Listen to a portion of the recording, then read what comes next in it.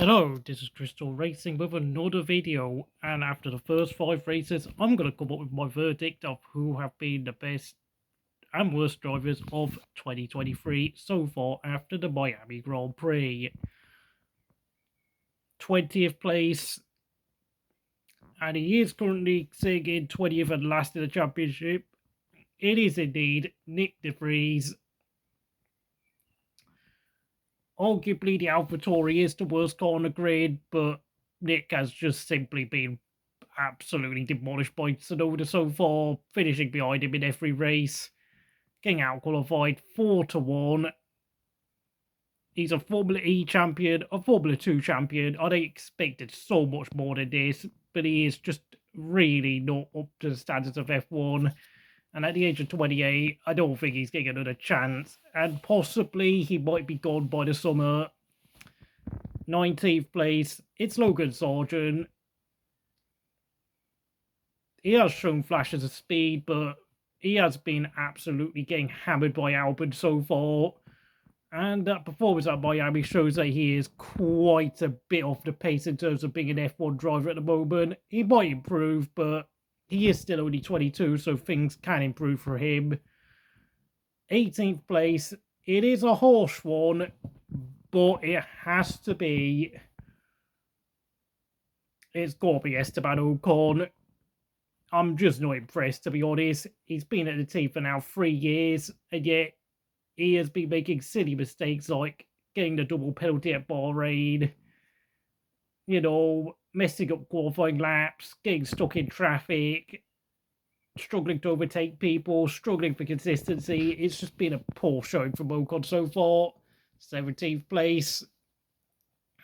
It's Valtteri Bottas. Yes, he scored 4 points in the season start, but since then he's just had all sorts of problems. Yes, I know.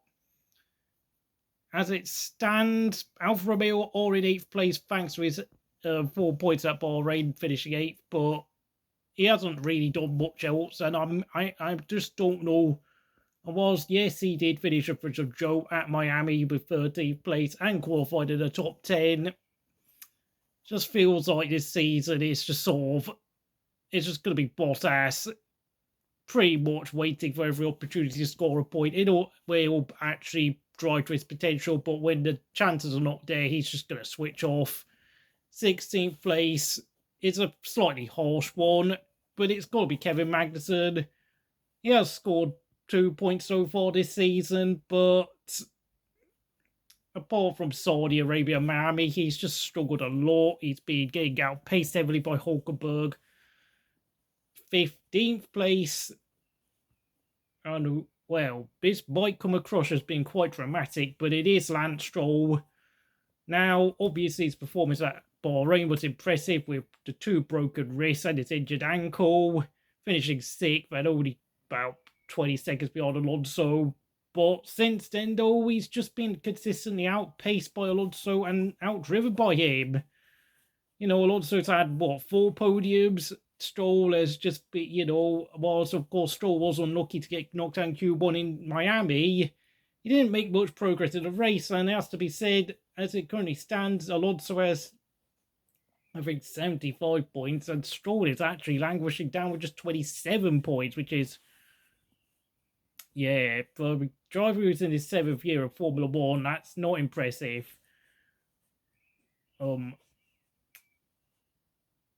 14th place, it is Alex Albon scoring a point at Bahrain, I think it was. But apart from that point where, currently because of that crash at Australia, where he could have got 7th place and maybe even more points with all the incidents and crashes going on and Russell losing his engine. I think Albon really bottled it at Australia. A proper bottle job. I really hate to say it. Yes, he's been consistently faster than Sargent, but Sargent is not a benchmark. So I am really struggling to really locate where Albon really is in the pecking order. But I do think he threw away points at Australia.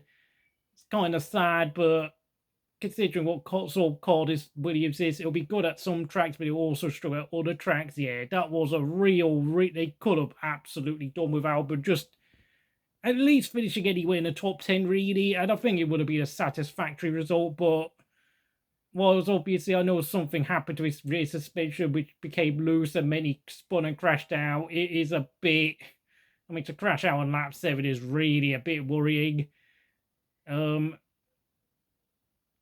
13th place, it is Zhou Guanyu. He's outpaced Bottas in certain races, and of course he did score 2 points at Australia after all the crashes, but I'm not entirely sure how well to rate Zhou or Bottas, because Bottas has been complaining about overheating at the rear end.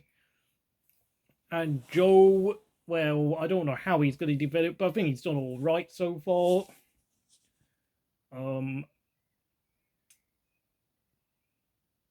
12th place, possibly a little bit high, possibly a little biased. I think it's got to be Gasly. Of course, thanks to the points that he and Ocon have scored, they're currently singing, I think it's a joint, well, in 6th place, along with McLaren. But as to be said, Gasly did bin about 10 points of his crash at Australia when he collided with Ocon. Arguably, I don't think, what was it, Magnussen, who brought out a red flag, should have been a red flag. It should have been a safety car, if I'm going to be honest. And Gasly should have got 10 points, but then, of course, he made that error at the restart. Bit hard to judge, really. It's early days at Alpine for Gasly. Then, of course, next up in 11th place, it is indeed Nico Hulkenberg, making a superb return to Formula 1. Yes, he struggled at Miami, but he's consistently out-raced and out-qualified Magnussen so far. Although, of course, Magnussen did achieve the season best qualifying result of P4, but Hulkenberg got 7th at Australia, thanks to, of course, Sainz and Gasly getting into trouble. Then, in the top 10, it's harsh to say this, but for me, 10th place, it has to be Charles Leclerc. Unlucky with his engine failure at Bahrain, but mistakes like spinning off out Australia and then, of course, crashing out in qualifying in Miami, and, of course, crashing out in qualifying in Baku, where, yeah, he got pulled for both the sprint and the race. But really, though, just these very little errors are just really creeping into Leclerc's driving right now, and his racecraft isn't as sharp as it should be. And, of course, he struggled to get past Magnussen at Miami yesterday. Not really impressed so far, and you know, I think his racecraft needs a lot of work, and he needs to learn how to when to attack and when to defend, and just how to sort his general driving out, because his judgment and decision making is not good enough. 9th place, it's his teammate Carlos Sainz, who himself has really had quite a few races where he's been off the pace, just really struggling to get the best out of the car. I know Ferrari are not a good team, but both of their drivers have made a poor start to the year. And Carlos, I mean, he has a habit of burning out tyres a lot. And of course, yes, he was unlucky to get the penalty at Australia. Fact is, I don't know why he decided to dive bomb Alonso like he did. It was a very bad decision, and it costed him 12 points in the end. I know the penalty was questionable, and of course, why did the FIA brought out the red flag for Magnussen, who, of course, yes, I know that they needed a tow truck to get rid of his car around, I think, what was it, after turn 5? 1, 2, 3. No, the bit between turn 4 and turn 5, I beg your pardon, yeah. I mean, they only do, like, I don't know, 80 miles an hour going past there. I mean, especially under the safety car, I mean, it's really going quite slowly, 70, 80 miles an hour, but which is like, I don't know, for Americans, no, not Americans, Europeans, it's like 110 to 120 mile an hour, 20 kilometers per hour, I beg your pardon. 8th place, Oscar Piastri, outstanding start to the season so far.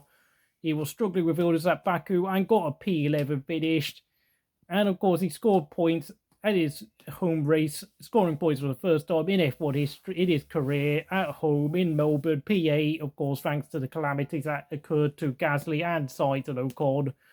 But we also have to remember, of course, he became the first driver born in the 21st century since, of course, 2001 is in fact the actual first year of the 21st century, unlike what most people believe to be 2000, which is actually the last year of the second millennium, according to the Gregorian calendar. But enough of that semantics.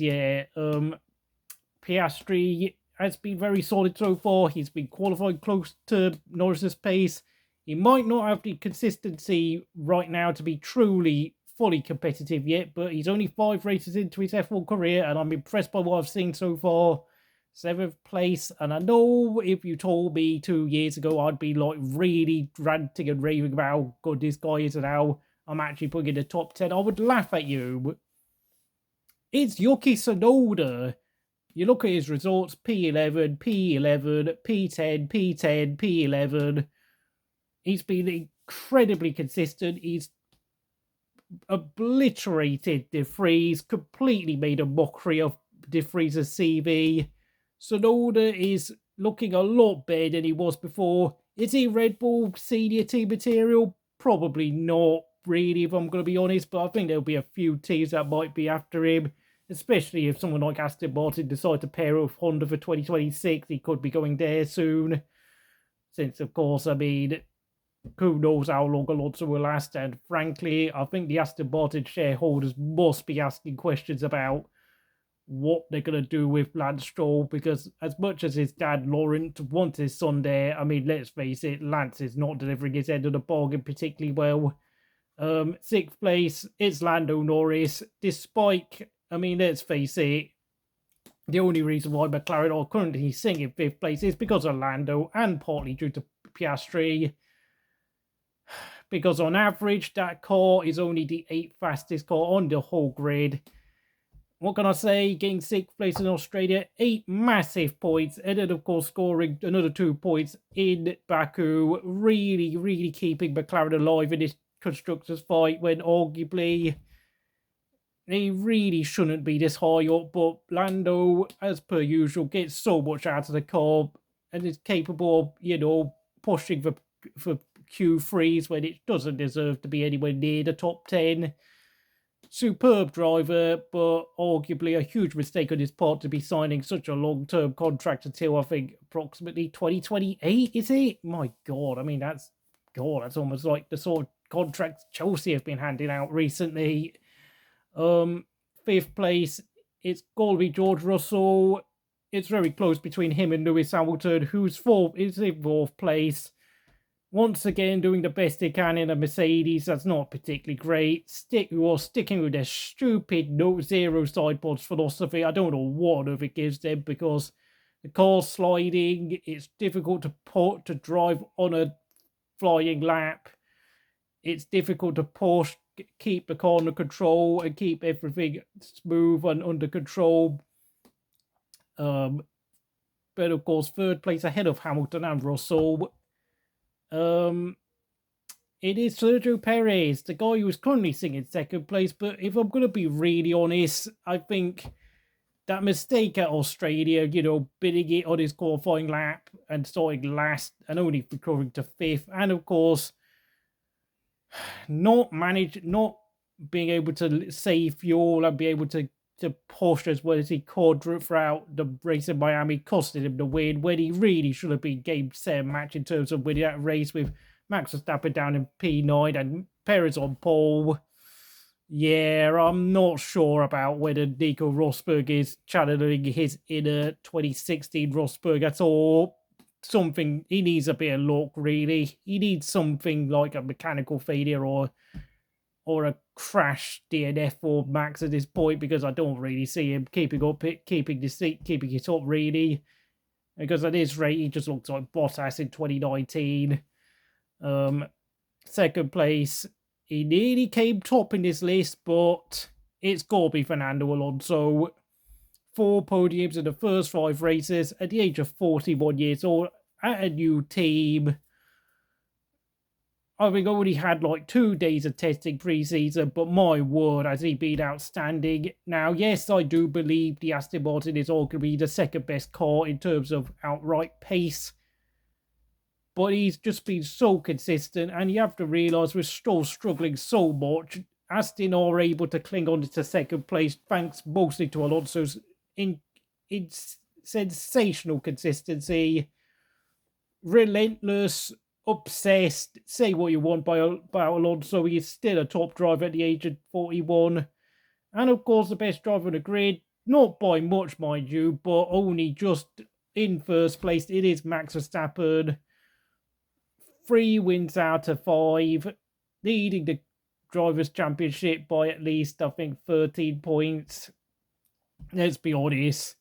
I was kind of hoping Max would get involved in an incident and drop loads of points of Perez in Miami yesterday, but truth be told, it was never going to happen. Not in a million years. And to be honest, I think he's already on his way to his 3rd World Championship. The 3 other teams are not really going to catch up. Aston Martin, Ferrari, and Mercedes at this point in time. I mean, I would love them to catch up, but they're not because they've got all sorts of problems. And Aston Martin have only just broken into the top 4, really, for the first time, well, since probably 2017. But of course, this is the first time they've really managed to push the top 3, including their days at Force India and Jordan since, I don't know, 1999, which, I mean, or 2000, 2001-ish, that time when he had the likes of Frentzen and Trulli at the team. My goodness me, it's been a long time since these lot down at Silverstone have been really competitive. But Max, I mean, as long as he does what he does, like, I know he's not finding Formula 1 particularly interesting to compete in, but I think that's mostly due to the fact he has a car so good, so well-rounded, absolutely maxed out. You know, Adrian Newey has absolutely got on top of the ground effects regulation since he is the last guy to have been working in F1 when they were using ground effects, which was of course 1982. Best car designer with the best driver with arguably the best team at Red Bull. Yeah, I mean, I think this is about exciting as it can get, really. Miami was a decent race despite a lot of the complaining. You know, the pre-race ceremony, I know a lot of people found it tacky and awkward, but there's not really much racing going on the grid, and frankly, at this point, I would rather go back to having 16 or 17 races per season. It's just, there's no build-up to races anymore. It's always a 1-week gap, or, I mean, because these days I would rather go back when we had, like, 2002, 2003, when it was 2 or 3 weeks between races. You know, you had a build-up, and of course, teams would occasionally be able to go testing, develop their cars, develop the rookies, just, you know. But, you know, I know Liberty Media are just chasing after cash. They're not passionate about the sport. It's just a business for them. And I don't really see things changing until like 2025, 2026-ish. Funnily enough, I think because, of course, you know, with the regulation cycles, we always see the field close up at the end of the regulations, like 1997, 2008, and, you know, 2021. He usually all bunches up the pack, but really, though, I think we could also talk about other things like the DRS. That's gotta go. Just, it's no better than, the DRS trade, where we have like 5 or 6 cars holding each other up, literally because they all have DRS, is no different to what it used to be like when Yardo Trulli would hold people up in the midfield. You know, the Pirelli tyres, I don't even know what they're doing anymore with their tyres. I mean, they're either too durable or they're too fragile. I mean, I'm beginning to sit there and wonder whether we should consider bringing back refueling, because I don't really think we can produce any excitement with tyre strategy anymore. I mean, refueling, yes, I know it was flawed, but it did mix up the order. I mean, it is kind of a problem when people are now out here suggesting we should mandate 2-stop races at the minimum of 2 pit stops every race, because it just proves the formula isn't very good. I mean, yeah, we had a lot of overtakes, but most of it was just Max Verstappen flying past people, because, of course, with the Red Bull in a straight line is so fast, especially when you open the DRS flap open. It's not happening anymore. I mean, Max could just cruise from like P9 to P2 in about, 15 laps? Yeah, that was far too easy. It was like he was playing, what's it, 75 AI on his PC. Like, yeah, I'm just, yeah, it's too easy, man. So if you enjoyed this video, please like, subscribe, and see you next time.